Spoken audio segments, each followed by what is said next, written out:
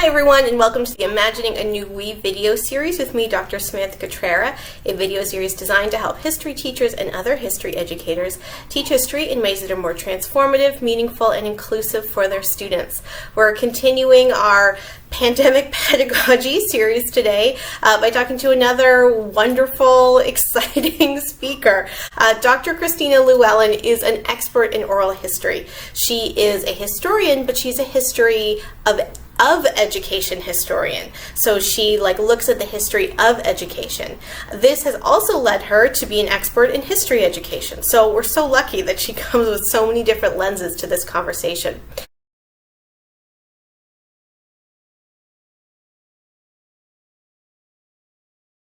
Kristina is also the director of, and I'm going to read this to get it right, the Digital Oral Histories for Reconciliation project, the Nova Scotia Home for Colored Children's History Education Initiative.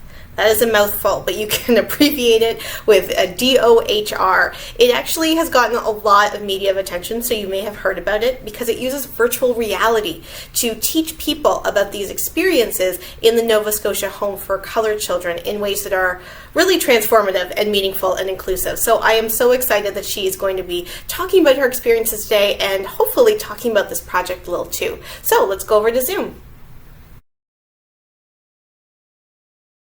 Hey, Kristina, thank you so much for finding some time to talk with me today. I think your perspective about being an oral history expert, a history of education specialist, and someone that is so involved with the history education community is going to just bring so much to this conversation. So thank you so much. Well, thank you very much for having me. I've been excited to watch this series so far, so thanks very much. It's been really great to see how it develops, and all the conversations layered on top of each other have been really exciting.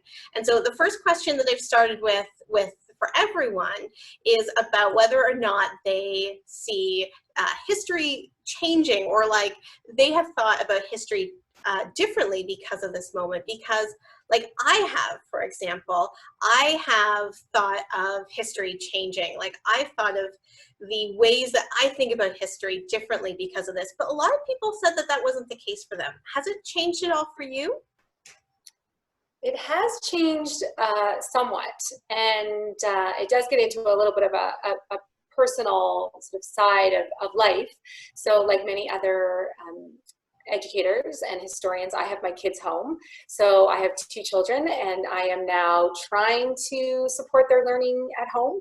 But I made the mistake, like many parents, of suddenly thinking I had to, save their school year by setting up a chalkboard in my kitchen. I won't show you that.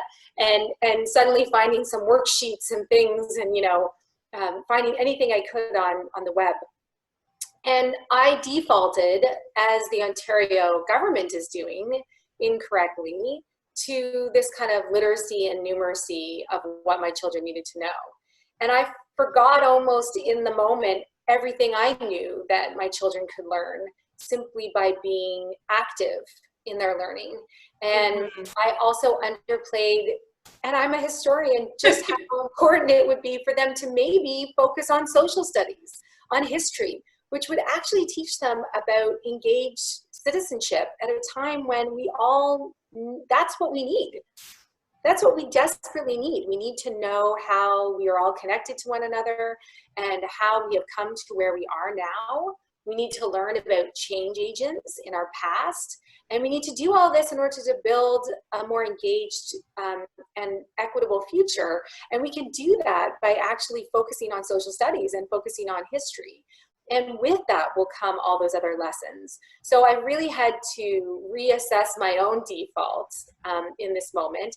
And actually, I think one of the things that this moment's provided for me is how important it is that we start to reprioritize history and social studies within the curriculum and within our learning goals for young people.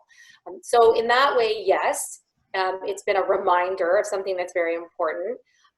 In some ways, though, I'm not sure, sadly, that it has changed some of my perspective. I think history is often used for young people, and I think we've seen this in all the recent commemorative practices, as a way sometimes of having young people forget or very selectively remember certain parts of our past.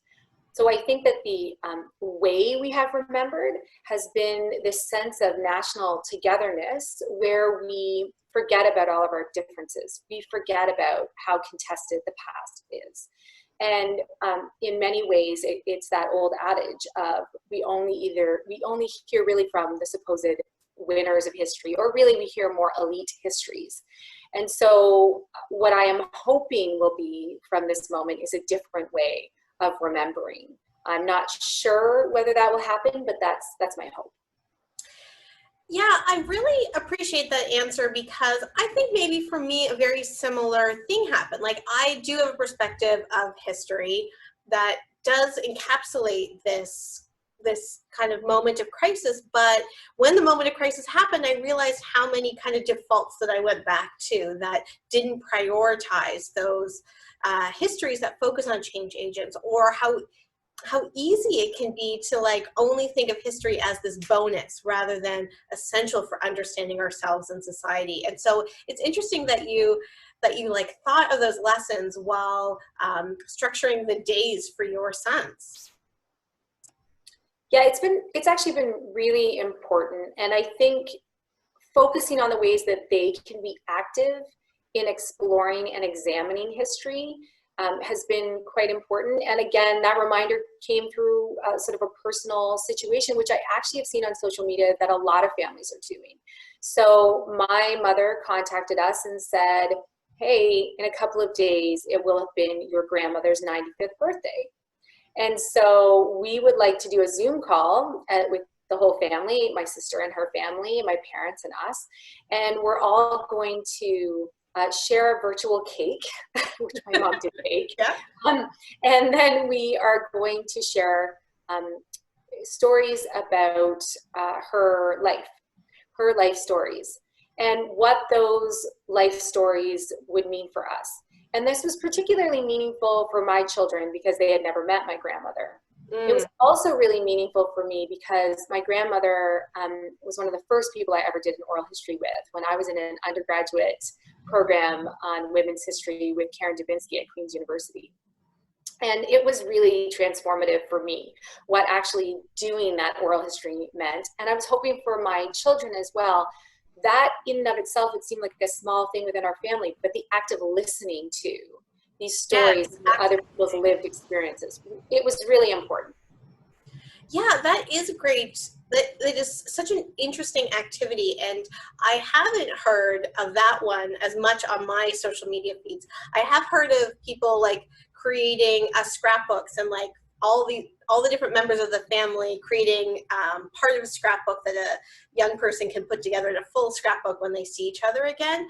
But like, I really appreciate that like active listening and the sharing of stories, because I mean, I don't know about you, but like, I'm kind of sick of staring at a screen, which is a really silly thing to say while you're filming a video series. But like, I see so many people like going more to like analog activities and being with our families. We can share these stories. So yeah, I really appreciate that. I think that's a really interesting way to get your children and also your students thinking about like the histories of our own families and the moment we're in our own families.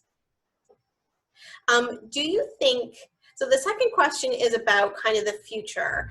Do you think that the ways that we will teach history will change after this time? Like, do you think that some of these lessons that we're learning in our own homes will come into the classroom in formal and informal ways? I certainly hope so. I think there's been a movement afoot for quite some time by a number of amazing educators and scholars attempting to make history that is about our communities.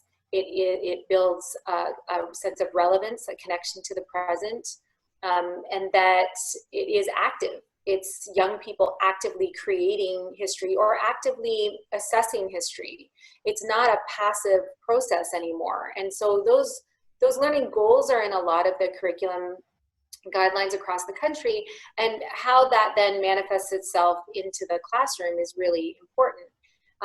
For me as an oral historian, I would hope that we see this as a moment in which we need stories more than ever. Yes, We need stories. We need stories of our community. We need to understand those stories. And those are difficult stories. So I'm interested in all the stories that come with that, of resilience, of hope. I think that emerges out of difficult knowledge. But I think we need to really prepare young people to also hear difficult stories in our community. And that is going to be what then calls them to do otherwise going forward. It's that kind of listening to other people's lived experiences. What does that call us to do differently? Mm-hmm. Just some of the questions sort of that I hope students get. And I hope that we can do this with community. Of course, George Day talks about oral history being the oldest form of historiography. And we know this, especially with from Indigenous peoples, around the importance of oral tradition for cultural preservation. It's very important that we learn from those complicated, contested stories that we all live, that have an individual resonance for sometimes our own family, but they're also very social stories that connect all of us. So I guess my hope going forward for teaching, and it has been my hope before this moment, but I think it's ever more important, is that we actually engage young people in oral history for a myriad of ways. I think oral history is more inclusive. I think that you hear stories of the everyday. I think it's very relatable. I think when you hear someone's lived experience, it provides a very human element to what history is, right? You can't be listening and bearing witness to someone's lived history that has a legacy that lives on for them in their lives and not feel a sense of responsibility to those stories. Right, right. I think also that it can be very active. We can have young people actually doing oral histories, co-creating them with the community. And that can be as simple as phoning up someone who's an older member of your family, asking them something. You don't need Zoom even. But it also could be, there's a whole raft of oral histories that have been pre-recorded, sometimes of veterans, for example, in local libraries. I know that's the case in Waterloo, where you can listen to those stories. For me, part of that is something that I hope does change in schools sometimes. And Bronwyn Lowe talks about this a little bit in an article that she has written before about the pedagogy of listening. And that is that we just, I heard someone say that we're hearing all new sounds now that we're all social distancing and things like that. Yes. Less hectic. Well, now's the time to listen to each other's stories. And schools can be such a loud, busy place. And actually just taking the time to listen to stories, to listen to history, I think is really powerful. And Bronwyn Lowe talks about it as extending the ear to the other, as not being passive whatsoever. In fact, it's very active, because extending that ear to the other means that you're taking the time to listen, and it calls you to do something different. So for me, I think that this kind of stillness of this time, yet it's also very difficult knowledge that we're all grappling with. I hope that we just re-engage with that connectedness of listening to each other and learning from one another. And I think that selfishly is my hope for how oral history can have a more prominent place within schooling as well. Yeah, I think, you brought up so many really interesting points. And one of the things I immediately thought of was one of the first interviews I did was with Dr. Mary Chaksiris, who said that this moment can really help our students think of themselves as historical actors.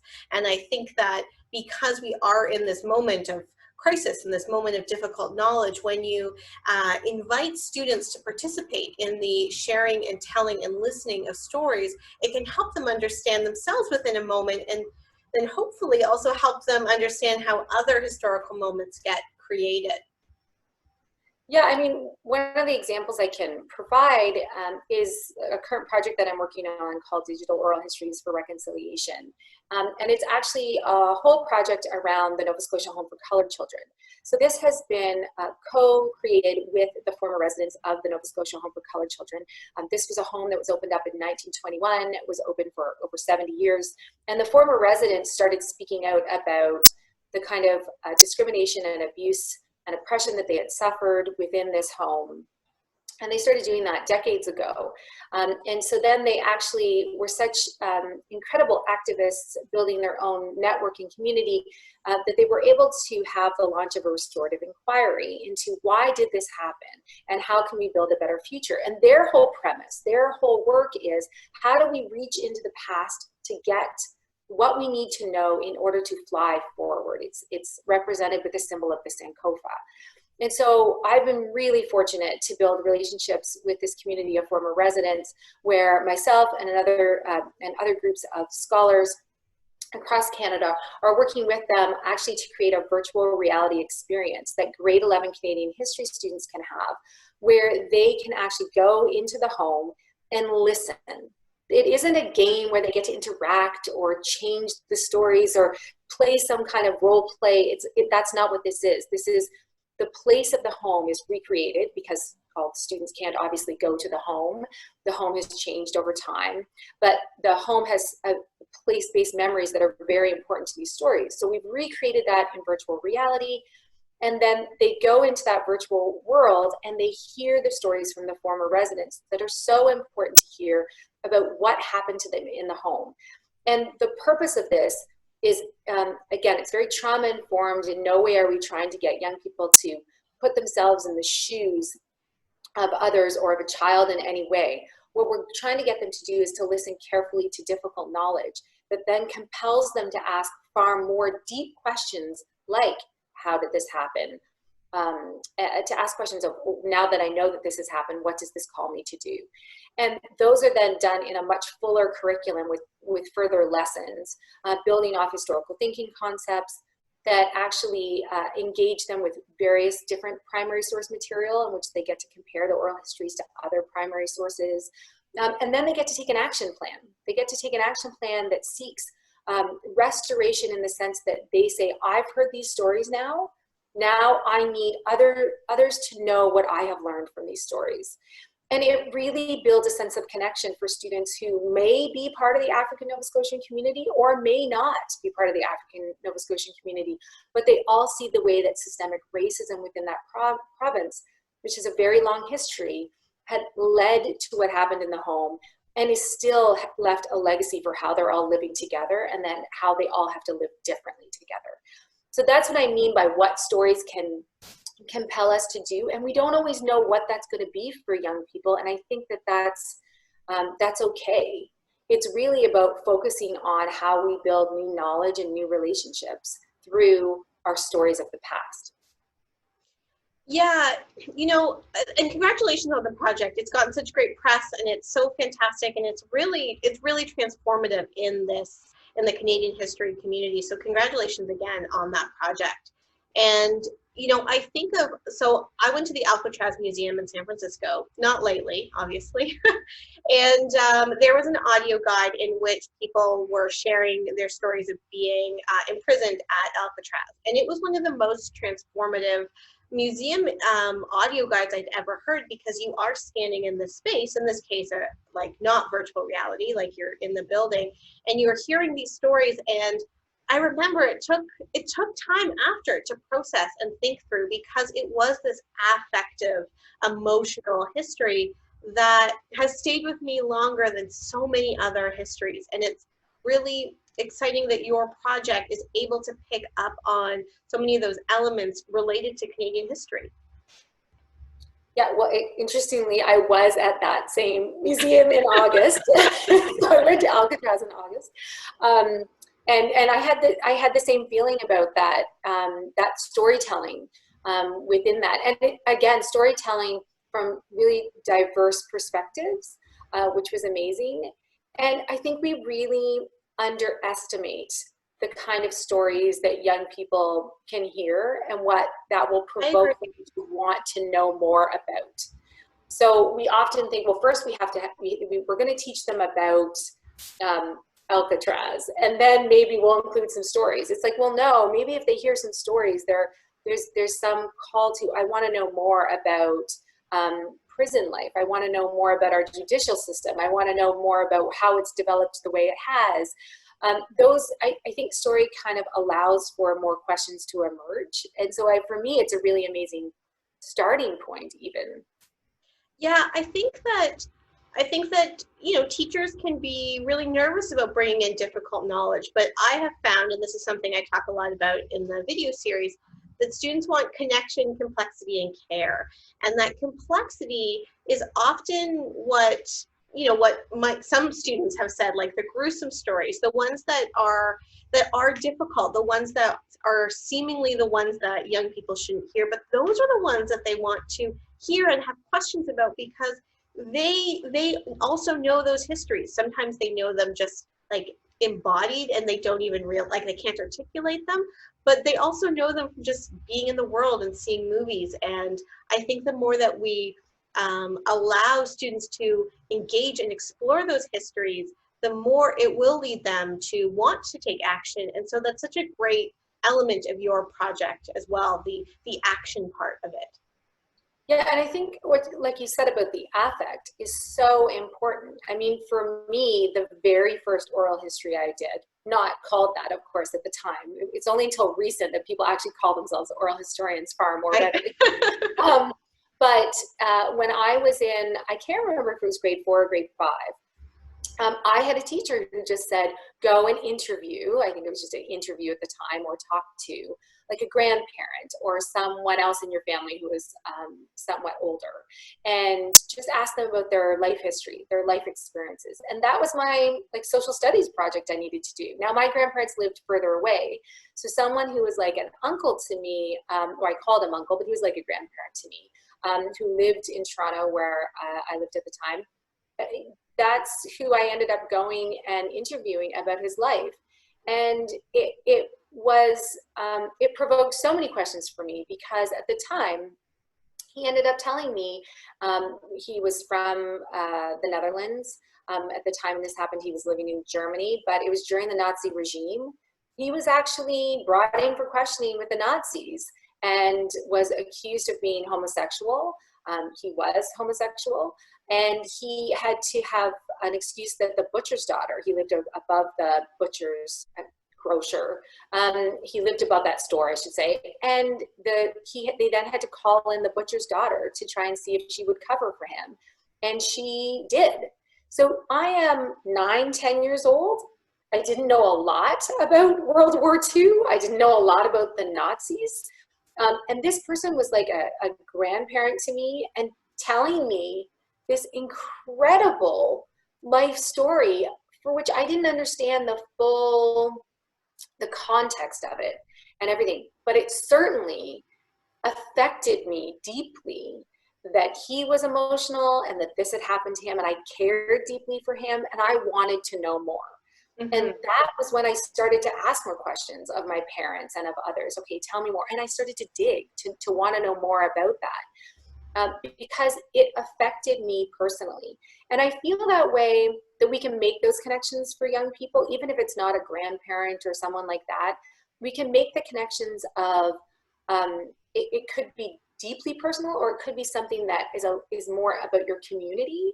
How is it that your community developed the way you did, and provide a sense of connection to that? And I think that students more and more see the ways that stories might seem very individual, but in actual fact, they're very social stories. They're very community-based stories. They matter for why we all live the way we do in connection with one another. And then that matters for, well, okay, what are we going to do going forward? Yeah, and I think the more that we talk to people and ask them to reflect on their experiences in the past, it allows us to understand how much of what we think about the past is this created history, right? Like, I remember being an undergrad, and I was doing a lot of studying about the post-World War II period, and about like this heightened anxiety about communism and nuclear war. And I was telling my grandmother about that, and she was raising 3 kids during that time. She's like, I don't know what you're talking about. Like, I didn't think about that at all. That was not part of my life at all.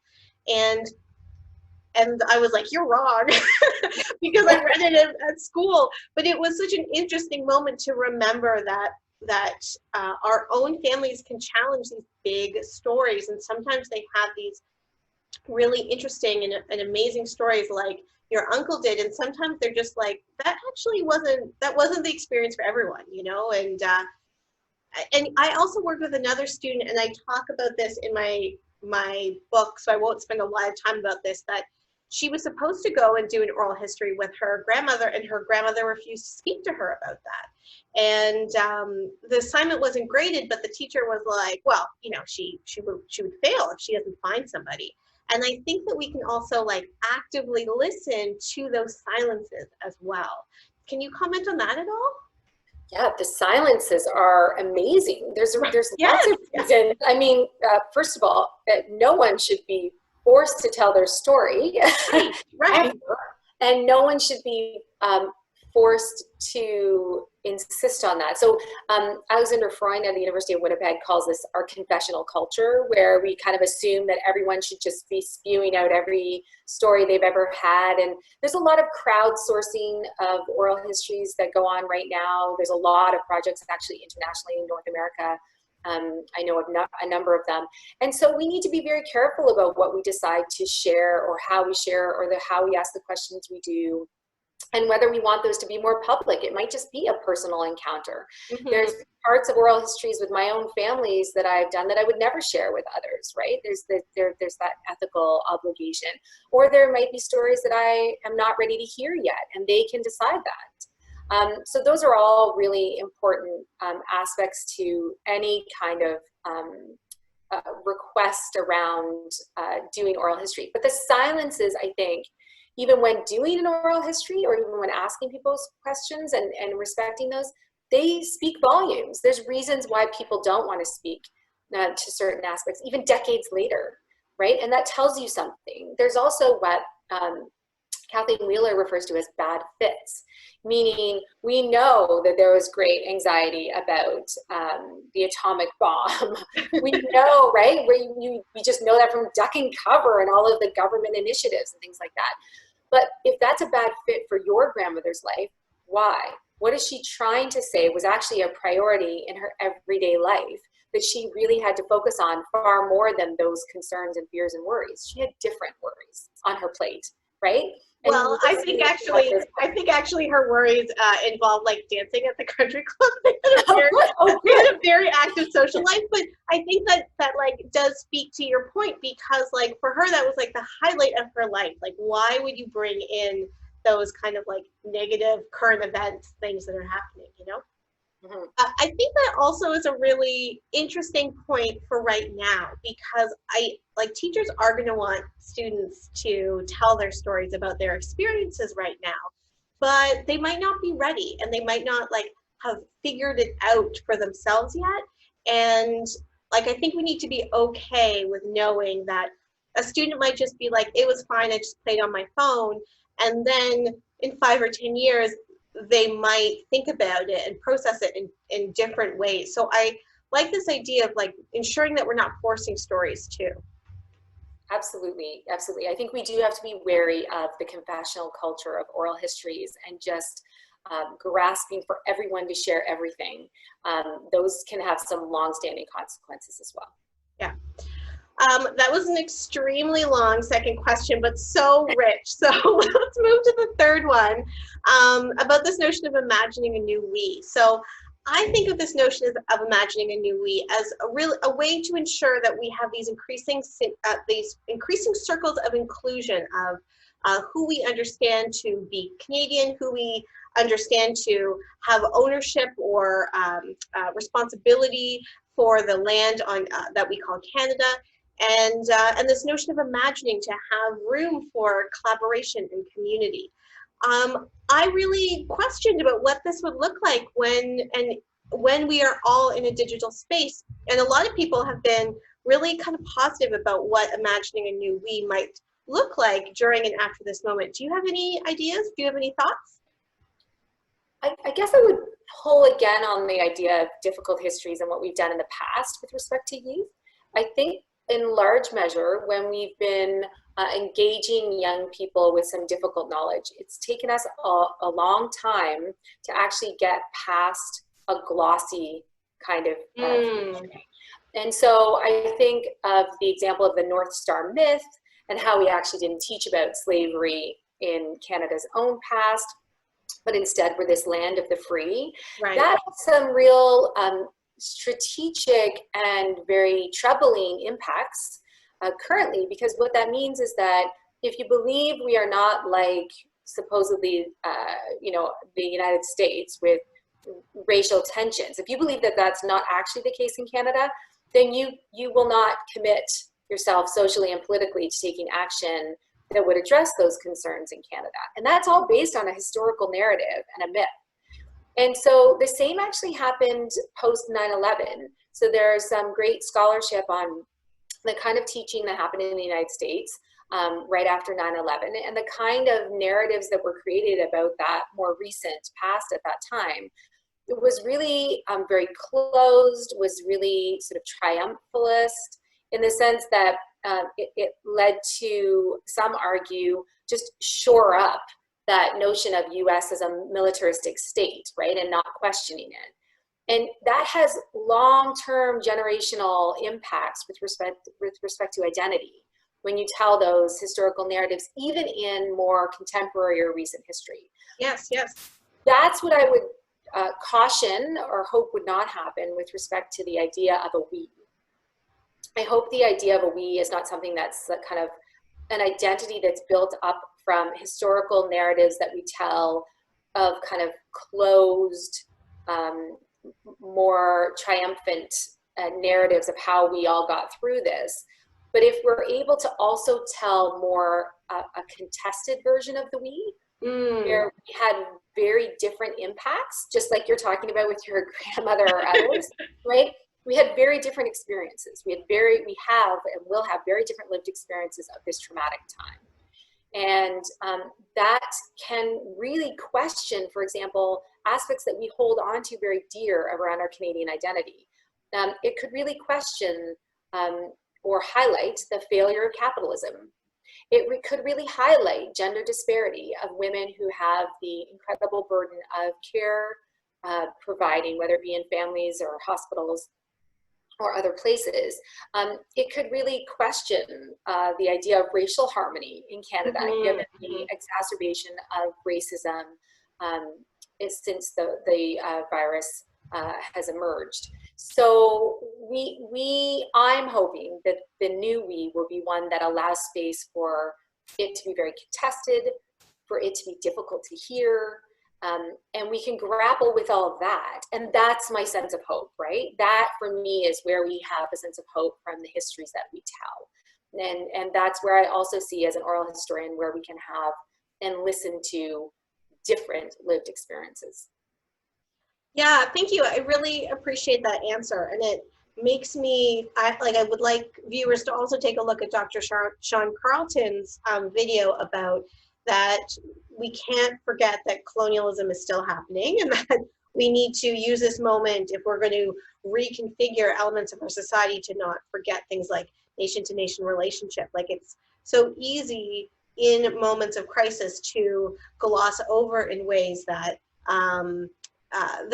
that don't allow us to challenge our own notions of who we are in this space and how and in what ways we think of structures in these moments of crisis. So thank you, I appreciate that. Yeah, I couldn't agree more. And I thought Sean's video as well was really powerful in that way. Yeah, it was a really great addition to this conversation. Before we say goodbye, could you tell people where they can get more information about your virtual history project? Absolutely. We have a website, admittedly, that we're revising. Is www.door.ca, but DOR is DOHR, which stands for Digital Oral Histories for Reconciliation.